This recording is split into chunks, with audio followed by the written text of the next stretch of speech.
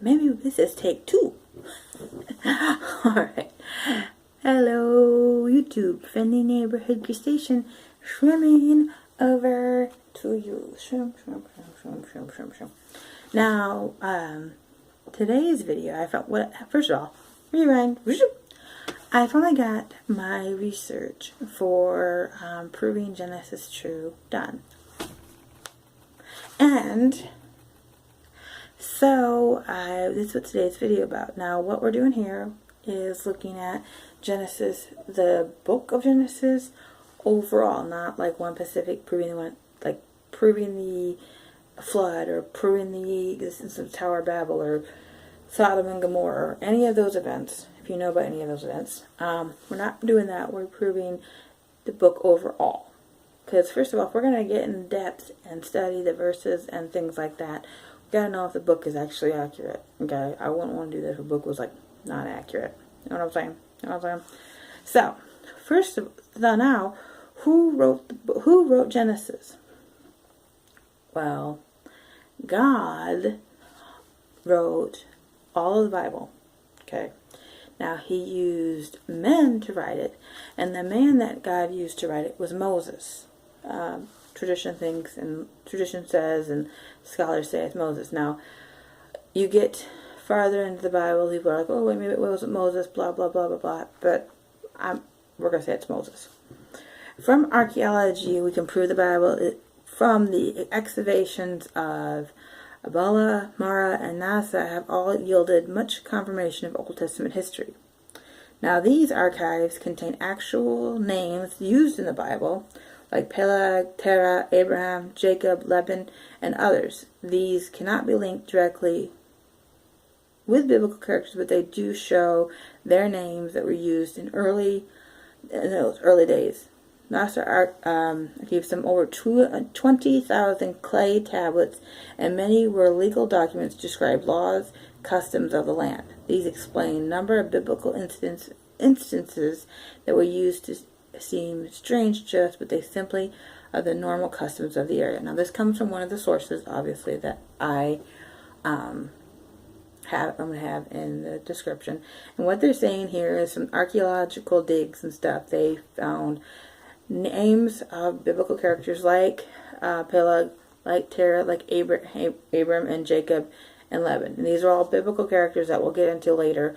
They talked about the tablets where laws were written on, and that's like how they would have wrote things down in that kind of time frame.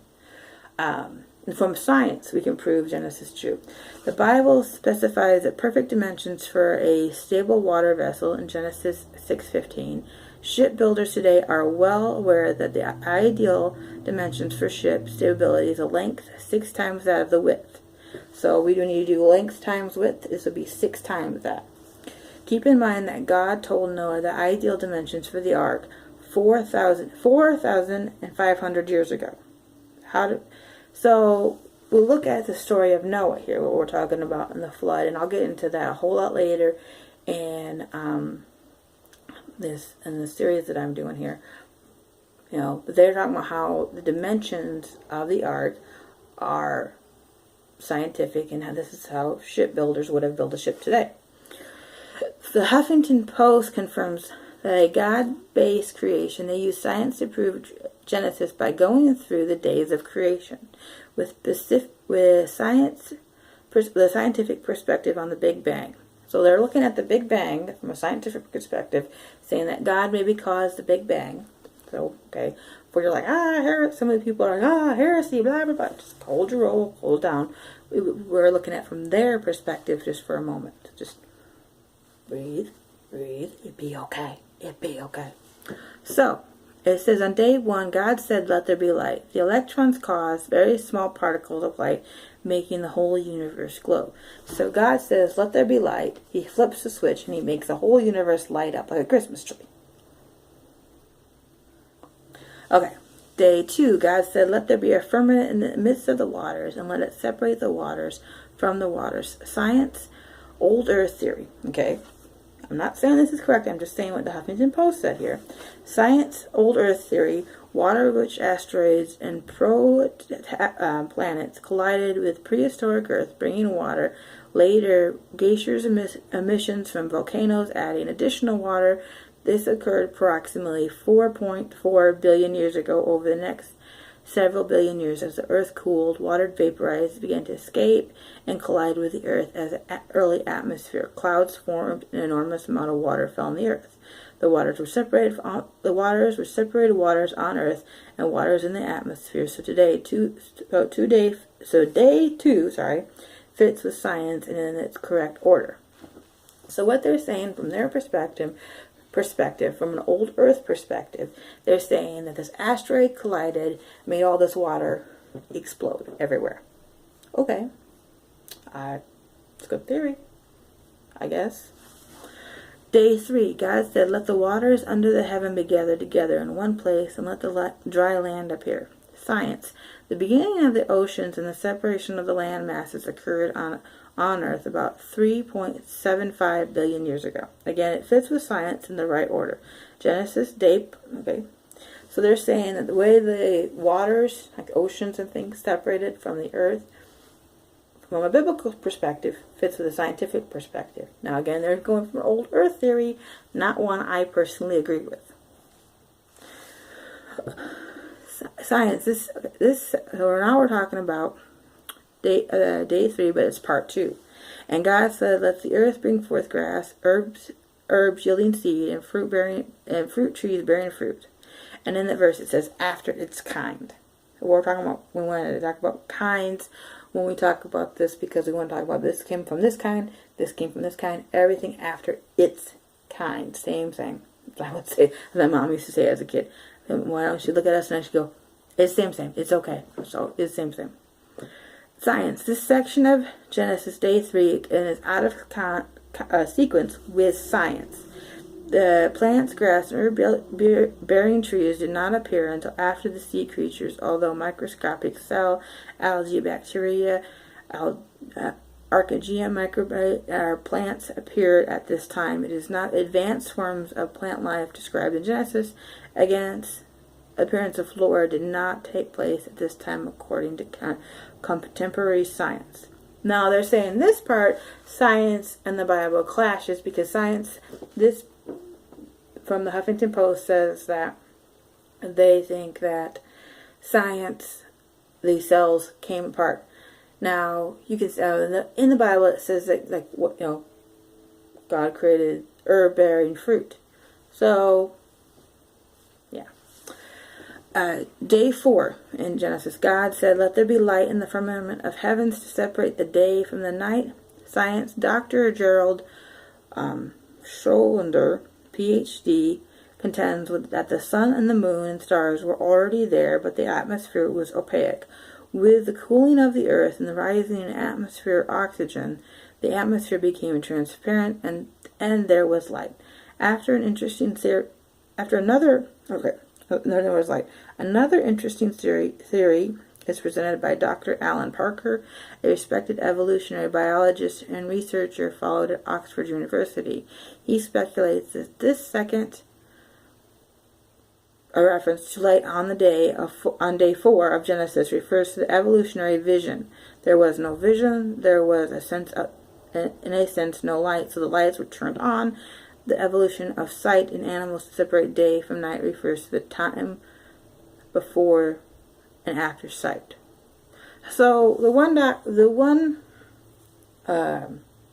specialist is saying here that God turned on the lights, and the other specialist is saying that it was cloudy, so he cleared out the clouds, and then there was light. That's what I'm taking from it. Maybe I'm mistaken here. I'm sure you guys will tell me. In Genesis day 5, God said, "Let the waters bring forth swarms of living creatures, be fruitful and multiply, and fill the earth."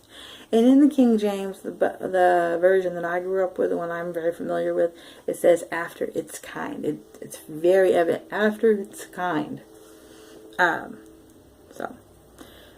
Now, from science, this is exactly what happened. Life began in the sea. The earliest fossils of life, single-cell bacteria, are found in ancient rocks deposited in the ocean. So here, science and the Bible agrees with each other. Again, according to the Huffington Post.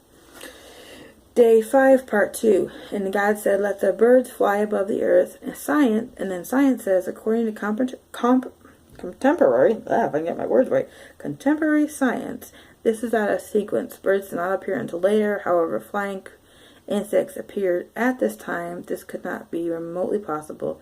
And then they have an explanation. And then you can look into sources for my explanation. For time's sake, I'm not putting that in here. But they're just saying, again, that they don't think it's possible because of it's out of sequence, and then it couldn't have evolved to this point. From what I understand, it couldn't have evolved to this point to fly. In the Bible, it says that God created everything at full maturity. When He created man, later on, He created him as a full-grown man. It's like the chicken before the egg. He created the chicken, and then the chicken laid the egg. Okay, it's that kind of a thing. It was a full-grown thing. And the reason, you gotta think about it, if God created infantile animals, they would not survive. An infant animal needs its mother, and an infant human needs its mother. So that's why I believe that it's possible.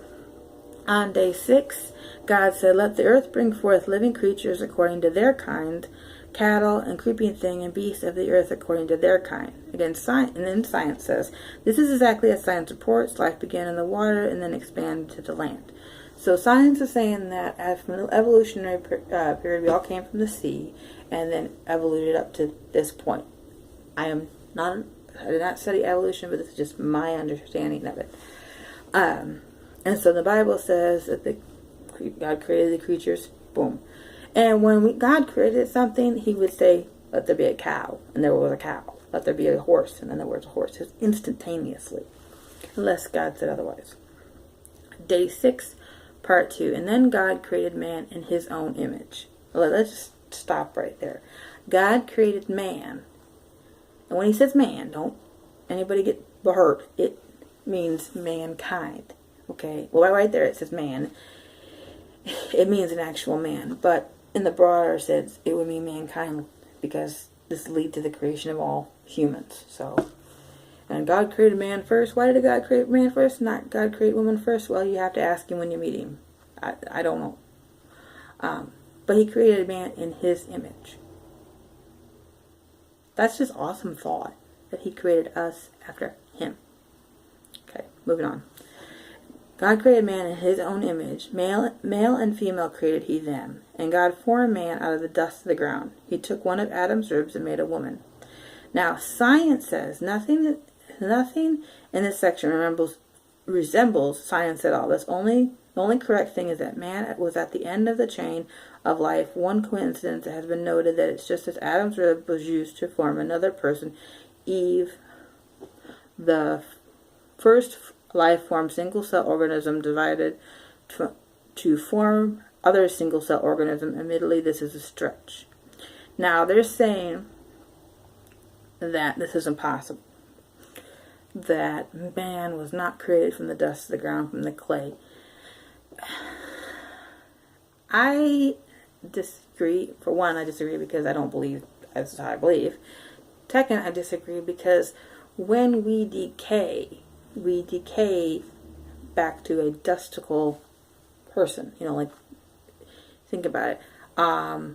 Our skin cells turn into dust. A lot of your dust around your house, it's your skin cells. Nasty, I know, but that's the way it is. So that's why I disagree. I respectfully disagree with that. And we're moving on.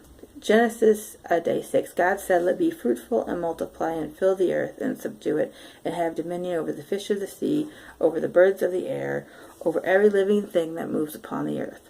Science. It is obvious today that man does not have dominion over fish, every bird, and every living thing that moves across the earth. Genesis was right. Man dominates the earth.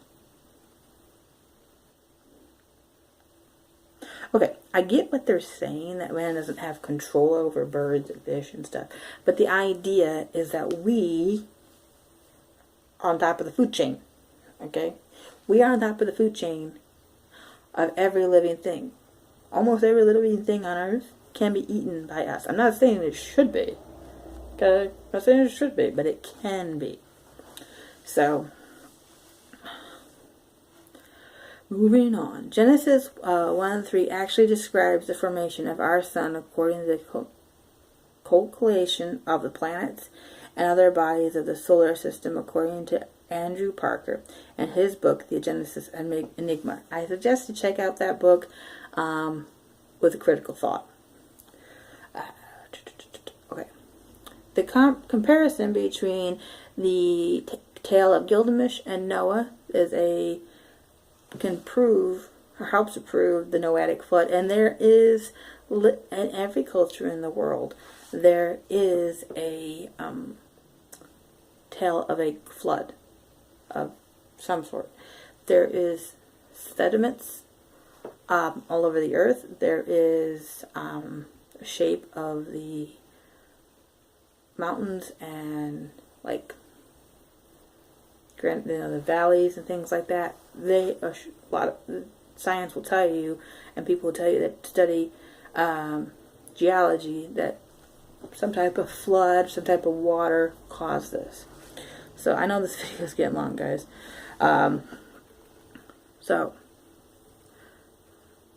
We can prove Genesis through astrology. Genesis 22:17.